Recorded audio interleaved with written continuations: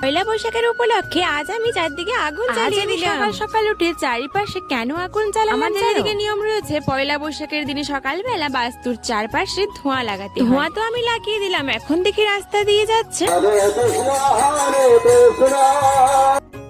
জানো তো বৈশাখ মাসের শুরু থেকে প্রথম 3 দিন আমাদের এখানে নাম সংকীর্তন পরিক্রমা চলে। এখন আমি তুলে নিচ্ছি কিছু ঔষধি পাতা, এইগুলো খেলে সকালবেলা পেট ভালো থাকে। তার সঙ্গে নিম পাতাটাও তুলে নিলাম, এটা কিন্তু কাঁচা হলুদের সঙ্গে গায়ে মাখা হবে। তাড়াতাড়ি করে স্নান সেরে বট গাছের নিচে আর আমাদের তুলসী গাছের নিচে জল দিতে যাবে। আজ যে বছরের প্রথম, আজ অনেক নিয়ম রয়েছে। এদিকে বরমশাই বসুন্ধরা তৈরি করছে। বসুন্ধরা কিন্তু পুরো বৈশাখ মাস জুড়েই থাকে। এখন আমি মন্দিরটা মুছে নিলাম, তারপরে তুলসী তলায় এসে জল দিয়ে প্রণাম করব, তারপরে যাব বটতলাতে। ওটা তোমাদেরকে দেখাতে পারবো না, এখনো রেডি করতে পারেনি, তাই মা এসে পরে জল দিয়ে এখন থেতো করে নিচ্ছি ওই মুসাকানি পাতাটা আর কাঁচা হলুদ আর কোকসিমা পাতা।